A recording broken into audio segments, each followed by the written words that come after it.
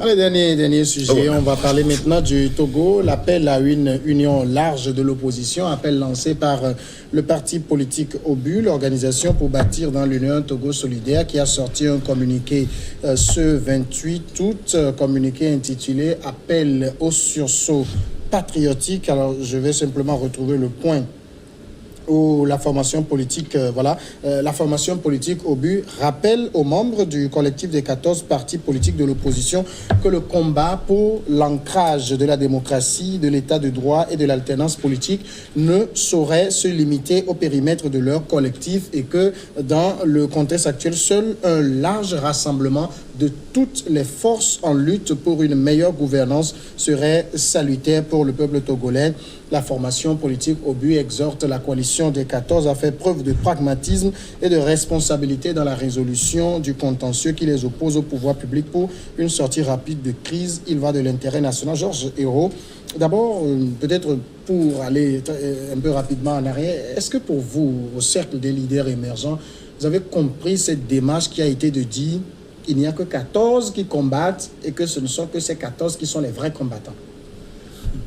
Bon, nous sommes sur un terrain politique. Ouais. Mais quand vous dites ça, ça fait la troisième fois que vous le dites ce soir, ça veut dire quoi, le terrain politique? Vous savez, comme vous l'avez dit, c'est pas seulement toi, Samuel, qui dit que la C14, c'est la vraie opposition. Non, je n'ai pas affirmé. Non, je l'ai dit en citant. Oui. Ok. Et donc, cette position dans votre parti clé, est-ce que ça vous a embêté? C'est-à-dire, quel est votre lien avec la C14? Vous en avez aujourd'hui? Vous discutez? Vous travaillez avec eux dans l'ombre? Vous savez, nous sommes un parti, nous observons tout. Nous observons ce qui se fait, nous nous mobilisons sur le terrain, nous observons ce que la C14 fait, le pouvoir et tout. Mais il est vrai, en tant que parti politique, et nous analysons les points de vue de tout un chacun. Mais le fait de dire que la C14 que vous avez cité comme étant l'opposition, la vraie opposition, l'opposition qui fait tout, parce que, bon, d'une manière un peu radicale. Moi, nous, à Clé, nous disons que... J'ai l'impression que vous voulez marcher sur les œufs, là. Vous n'avez pas envie de lâcher les mots. Non, c'est pas que nous... c'est pas que je ne veux pas lâcher les mots. Nous, à Clé, nous savons que ce n'est pas l'homme qui peut changer... ce qui se fait au Togo. Qui peut? Nous avons basé, nous basons notre parti sur Dieu. Nous savons que tous les gesticulations... Dieu ne vient jamais descendre dans la rue. Oui, nous savons que Dieu ne va pas descendre, mais il faut que nous sachions que nous avons besoin de tout le monde. Alors, nous avons besoin de tout le monde pour pouvoir aller de l'avant dans ce pays. Ça veut dire, la démarche solitaire qu'avait prise la C14, qu'est-ce que vous en dites? Non, nous les observons et à un moment donné, nous allons dire tout. Parce que je ne veux pas dire tout sur l'antenne, vous savez, je ne veux pas dire tout sur l'antenne. D'accord, on va faire tourner. Jeff, le propos d'Obu, qu'est-ce que vous en dites? Bon, vous savez, moi, je pense que les politiciens ne fassent pas de l'amalgame. Obu est dans ce pays depuis que cette lutte a commencé. Et cette lutte de l'alternance politique, si je peux le dire, depuis 90, que nos parents ont commencé cette histoire, relayée 19 août 2017 jusqu'à ce jour, ça fait 1 an. Je pense que Tipi Achadam avait lancé un appel. Et l'appel que Tipi Achadam avait lancé, grand frère, cette lutte n'est pas une lutte personnelle. Revenez pour que nous faisions le travail ensemble. Mais s'il le dit, il a appelé le chef de file de l'opposition, alors que le chef de file de l'opposition travaillait avec un certain nombre de partis politiques où il se disait nous avons des points de convergence, où nous voyons les choses de la même manière. Est-ce qu'on ne peut pas rester ensemble pour travailler? C'est ça qui les a amenés à se retrouver rapidement pour créer cette coalition. Je dis aujourd'hui que ce n'est pas la coalition, la C14 seule qui se retrouve, mais il y a les alliés. Je me dis, est-ce que la porte est fermée pour les alliés, pour les intégrer, ou bien on a peur de dire G15, G16 ou C15, C16, c'est ça qui pose problème aujourd'hui. Parce que quand vous prenez l'UNI est un parti politique allié à la C14. Il y a un autre parti politique aussi qui participe aux réunions de la C14. Donc, je ne suis pas sûr que la C14 a totalement fermé la porte, mais elle observe aussi les autres partis politiques par rapport à leur démarche. Est-ce que nous avons les mêmes visions par rapport aux revendications? Si ce n'est pas le cas, alors nous restons dans notre coin. Et comme d'autres l'ont fait, il y a les centristes aujourd'hui qui se sont retrouvés. C'est-à-dire qu'ils ont un point de divergence et ils se sont regroupés. C'est-à-dire que c'est la même lutte, mais qui est vue de différentes manières. Donc les centristes ont vu le problème autrement et ils se sont retrouvés. Et la C14, tous les membres qui y siègent ont vu le problème autrement, ils se sont retrouvés. Mais avant la coalition, la C14, il y a d'autres partis politiques qui disaient qu'il serait important de pouvoir se retrouver, de pouvoir harmoniser les points et faire une revendication de toute l'opposition en face du parti au pouvoir. Vous avez reçu M. Laurent Lawson du PSDT, Parti social-démocrate du Togo, qui l'a toujours dit avant la création de la C14. C'est sur ce même plateau, vous le recevez, nous on l'avait suivi.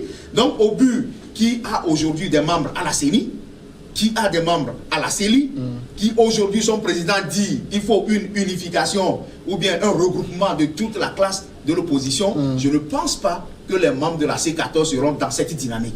Parce que c'est la C14 qui dit nous ne validons pas cette CENI aujourd'hui, nous devons reconstituer les choses telles que la feuille de route le dit exactement. Donc, je ne pense pas qu'on pourra quand même ouvrir la porte à Obu. Si Obu s'est pris un peu plus tôt, je pense qu'ils seraient ensemble. Mais aujourd'hui, il est tard que Obu appelle les autres à venir. Peut-être qu'il peut se retrouver dans d'autres regroupements, comme les centristes aussi l'ont fait. Alors, Messan Fioclou, l'appel de Obu tombe dans un monde trop vieux.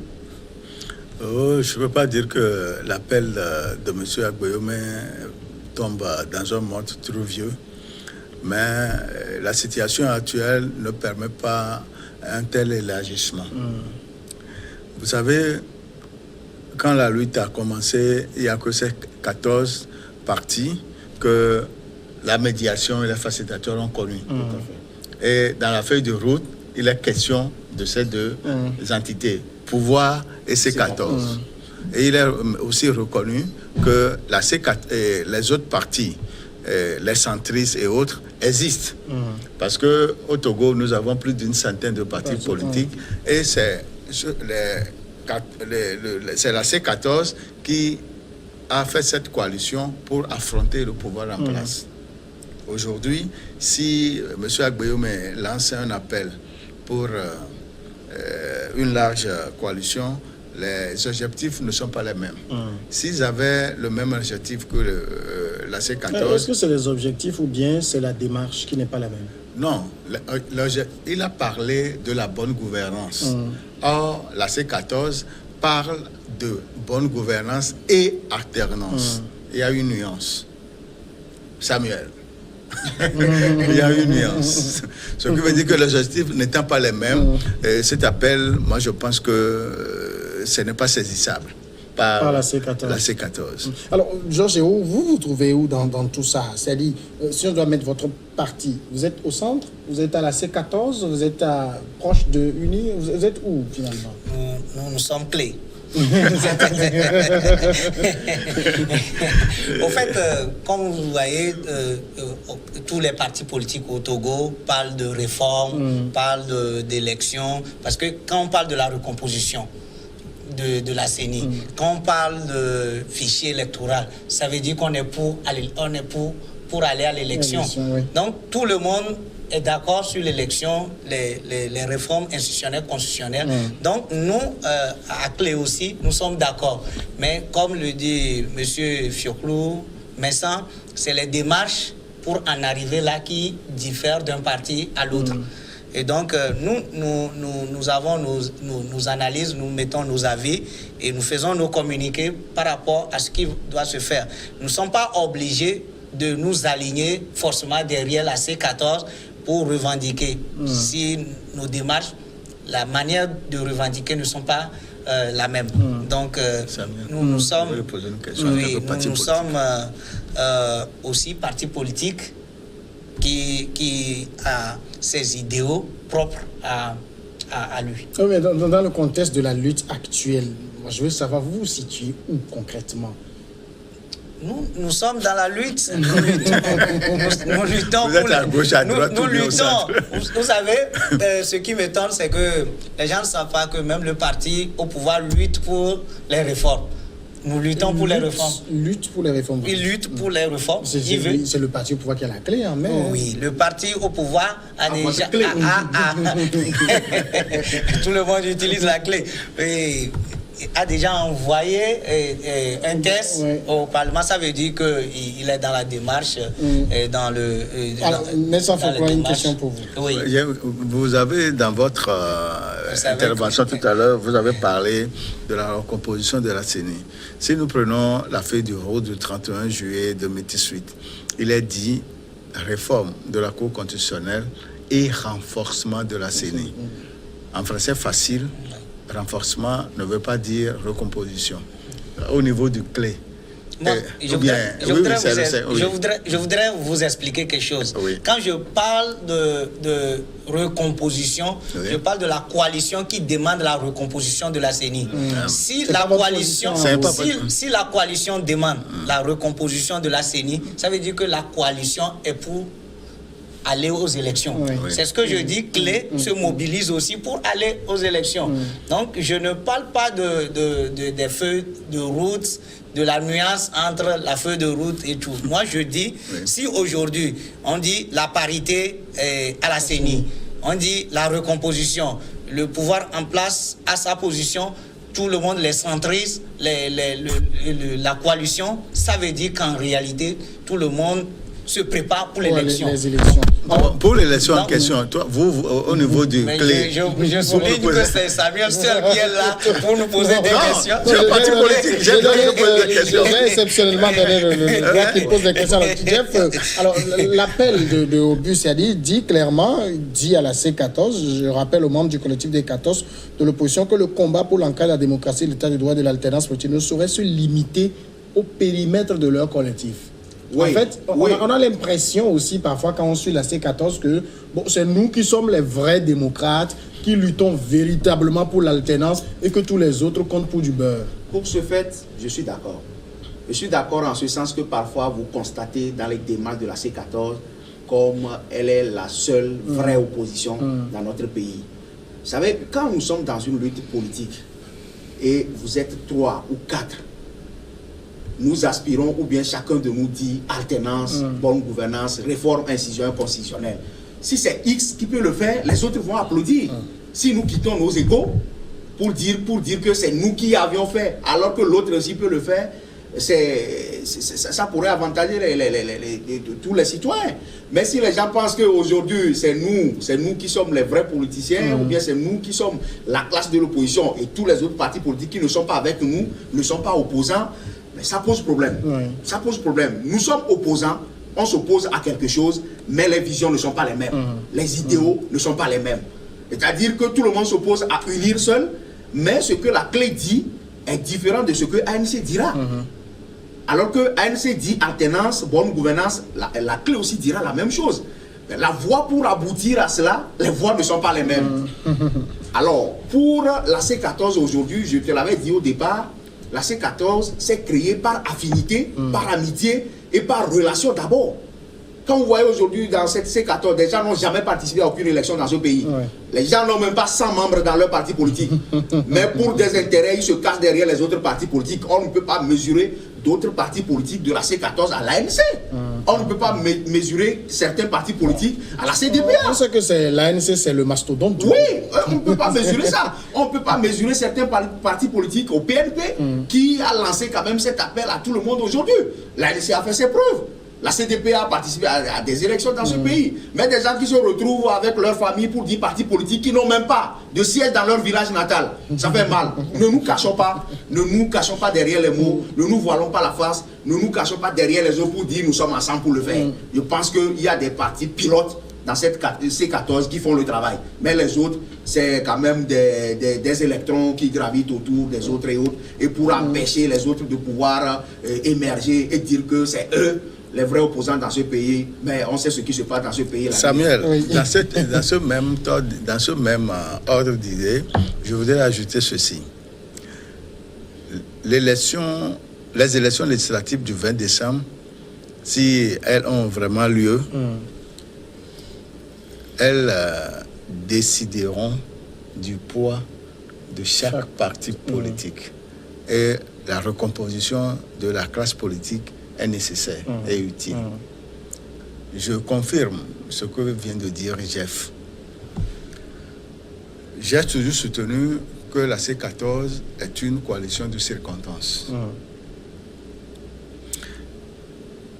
Législative prochaine, il y a l'ANC qui veut rempiler dans la baie, dans le lac, dans le Goût, alors qu'il y a des leaders politiques, certains partis de la coalition qui sont originaires de ces localités. Est-ce que le fait d'être originaire de ces localités constitue un quitus pour une victoire pour la coalition? Pas forcément. Et aujourd'hui, on ne sait pas si la coalition va se présenter en rang uni, en alliance, ou vont se présenter individuellement. Le problème se pose. Et si oui, comment se feront les listes? Donc, il y a ces 3 interrogations. Ce qui veut dire que s'il y a élection aujourd'hui, c'est la C14 qui a plus de problèmes. Le parti au pouvoir est unique. Elle est seule. Le parti a lancé des appels à candidature pour être député et ce qu'il faut, etc. Ce qui veut dire que nous ne devons pas oublier qu'au Togo, les militants regardent, écoutent et jugent. La coalition, pendant presque un mois, a demandé à leurs militants d'être dans la rue pour faire partie Fort Gnassingbé. Fort Gnassingbé est là. Même la coalition a demandé aux militants, sortez, on aura les réformes. Non, le retour de la Constitution. Le retour de la C 92. Elle n'est pas obtenue. Le 31 juillet 2018, la feuille de route a été rendue publique. Ce qui veut dire que la CEDEAO a permis, dans son entendement, a permis à la coalition et au pouvoir de discuter, d'être autour d'une table comme nous sommes ici. 30 jours après, ça n'a pas été fait. Les réformes à l'Assemblée, nous avons l'opposition parlementaire dans la C14. Rien n'est fait 30 jours après. Où allons-nous? Si Fort n'est pas parti comme on le constate, si les réformes ne sont pas faites comme on le prétend, le 20 décembre, quand il y aura élection, le taux d'abstention sera élevé à la défaveur de la coalition. Georges Hérault, au niveau du cercle des leaders émergents, pour vous, est-ce que vous êtes aujourd'hui dans la dynamique des élections? Et si oui, est-ce que vous êtes pour un front très large de l'opposition pour ces élections? Oui, nous sommes en train de nous mobiliser, comme tous les partis d'ailleurs. Nous sommes en train de nous mobiliser pour les élections.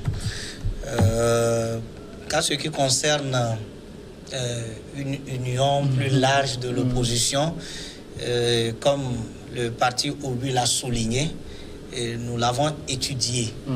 Mais nous avons un moment opportun pour dire s'il le faut ou bien il ne faut pas. Parce que, vous savez, la C14 a été constituée, comme Jeff l'a dit, et Agbeyome était là depuis. Il pouvait intégrer depuis. Mais c'est suivant les circonstances et les faits politiques qui obligent un parti de décider à un moment donné.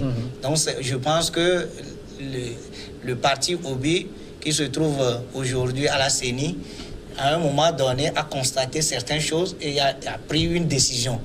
Donc, nous, à notre niveau, nous n'avons pas encore pris cette décision de dire nous intégrons tel parti ou nous intégrons au niveau du pouvoir. Non. Donc, nous ne sommes pas là aujourd'hui pour nous prononcer par rapport à ça. Mais nous analysons, nous avons analysé et nous savons le moment opportun d'intégrer une coalition que nous jugeons être dans la droite ligne de notre... Ça veut dire que vous n'excluez pas une éventuelle union dans une démarche électoraliste. Vous savez, la clé était dans CAP 2015. Et donc, on est sorti dans CAP 2015. C'est des faits politiques, c'est des circonstances.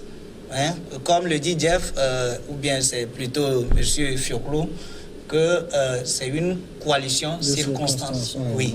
Donc les gens se sont arrivés là par affinité et par le fait que la position des uns des autres converge. Donc aujourd'hui, nous n'avons pas encore cette convergence pour pouvoir entrer dans la C14. Vous aurez des candidats pour les législatives? Samuel, je pense que nous aurons des candidats pour les législatives, bien sûr. Il y a combien de localités? Je pense que la prochaine fois, il faut inviter le président de Clé pour qu'il réponde véritablement aux questions. Parce que parfois, quand vous envoyez des émissaires de votre parti politique, il a peur de ne pas faire des déclarations qui vont le rattraper du jour au lendemain. Donc, il se réserve dans les mots. Je le comprends. Non, c'est pas un parti politique, on dira on doit avoir l'autorisation avant de venir parler, on doit savoir ce que tu veux aller dire à l'antenne. Je suis d'accord avec lui. Mais pour revenir un peu à la question que vous lui avez posée tout à l'heure, je pense que regroupement pour une élection, comme je l'ai dit, il y a des partis politiques que je considère comme des électrons, dont les partis satellites dans cette coalition pensent déjà que si nous allons ensemble, ça ne nous arrangerait pas. Parce que les gens vont profiter de notre travail pour pouvoir se partager le gâteau au final. Donc, les gens ont commencé par faire le calcul déjà.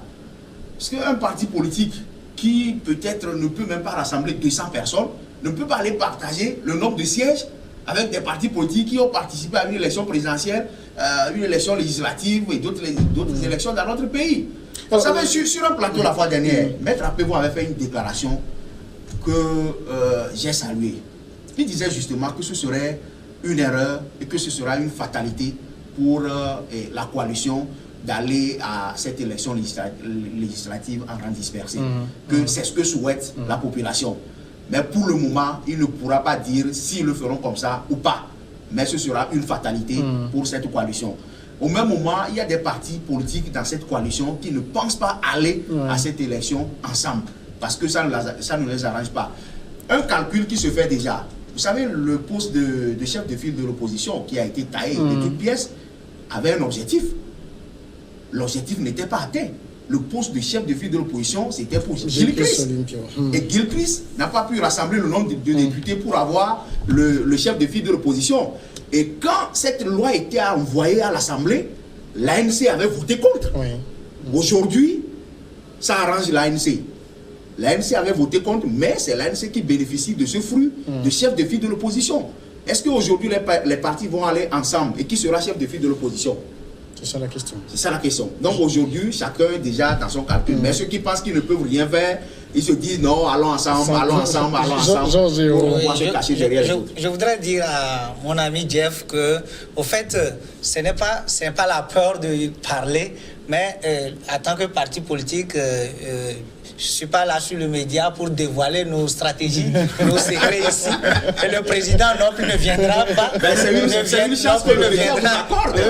Mais de pouvoir exposer votre plan pour attirer l'électorat. Le moment où Samuel va nous inviter ou vient m'inviter pour parler de clés, en cela, on peut discuter. Vous pouvez exposer vos stratégies. Quand on parle d'élection, il ne faut pas oublier non plus que c'est une question de moyens financiers. C'est une histoire de moyens financiers. Déjà, les travaux préparatoires pour cette élection, c'est de l'argent. Et qui il faut mettre? Ça aussi, c'est une autre question. Voilà. Donc, je vous féliciterai si vous m'avez affirmé que vous aurez des candidats, au moins dans ces questions électorales. Ne vous en faites pas. Bon, c'est ce que j'ai à vous dire. Donc, Samuel, quand il parle de moyens financiers, je pense que c'est un point très important, fondamental qu'il a soulevé. On ne veut pas faire la politique qu'il veut. Vous avez vu ce que Talon est en train de mettre au Bénin, par exemple pour la caution présidentielle. 250 millions. C'est pas facile. 200 millions pour les législatives. Pour les législatives. Vous voyez, c'est pas cadeau. C'est-à-dire qu'il faut avoir les moyens nécessaires pour aller à une élection. Heureusement qu'au Togo, pour être candidat législatif, c'est 100 000 francs pour les hommes et 50 000 pour les femmes. Vous savez, en 2015, quand il y avait l'élection présidentielle, pour la première fois, on a financé les partis politiques pour cette élection. Mais les gens ont fait des chiffres d'affaires. Ils ont mis les moyens de côté. Il y a vu un candidat qui allait à une élection présidentielle, qui est venu dans la préfecture des Lacs soutenir un match de football petit poteau dans un coin où les journalistes étaient là avec caméra et tout cela. Il était incapable même de payer le déplacement des journalistes. Merci à Jeff Le Prince. C'est très difficile. Merci à la politique, c'est pas de l'amusement. Georges Hérault, merci. Merci à vous d'être passé dans cette émission. Merci à vous de l'avoir suivi. Demain, je suis avec vous dans Le Monde en 7 à lundi pour Regard Croisé.